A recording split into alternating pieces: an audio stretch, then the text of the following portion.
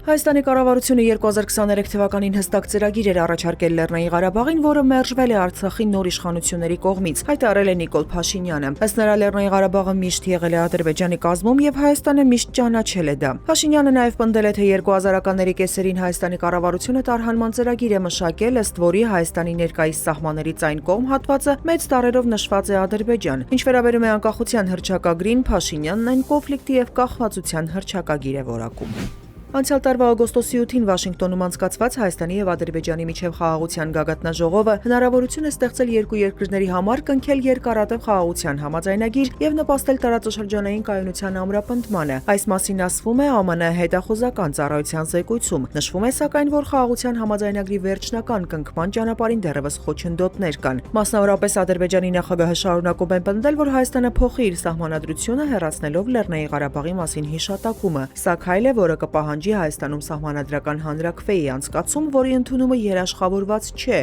ասվում է ամերիկյան հետախուզության զեկույցում։ Օմանի մայրաքաղաք Մասկատում տեղի է ունեցել Հայաստանի ռեզիդենտ դեսպանության պաշտոնական բացման արարողությունը։ Արտգործնախարար Արարատ Միրզոյանի հետ միասին միջոցառմանը մասնակցել են Օմանի սուլթանության արտգործնախարար Բադեր բին Համադ բին Համուդ Ալ-Բուսայիդին, ինչպես նաև այդ երկրում հավատարմագրված մի շարք դիվանագիտական ներկայացուցչությունների ղեկավարներ։ Դեսպանության առջև բարձրացվել է Հայաստանի Հանրապետության եռագույնը, հնչել են երկու երկրների ազգային օրհներգերը։ Քաղաքացիական պայմանագիր խմբակցության падգամավոր Վլադիմիր Վարդանյանն այսօր հրաժարականի դիմում է ներկայացրել մեկ շաբաթվա ընթացքում դիմումը հետ չվերցնելու դեպքում նրա լիազորությունները դադարեցնելու մասին արձանագրություն կկազմվի։ Նախագահ Վահագն Խաչատուրյանը Վարդանյանի թեկնածությունն առաջադրել է Սահմանադրական դատարանի դատավորի պաշտոնում։ Խորհրդմոր կողմից բռնության ենթարկված եւ կլինիկական մահախտորոշմամբ հիվանդանոց տեղափոխված մեկամյա երեխայի 4-ամյա քույրը տեղափոխվել է Հովի Մարդիգյան երեխաների պաշտպանության կենտրոն։ Երեխան մորական տատի խնամքին էր։ Փոքրիկը բուժզննում է անցել, նրա մոտ առողջական խնդիրներ են հայտնաբերվել։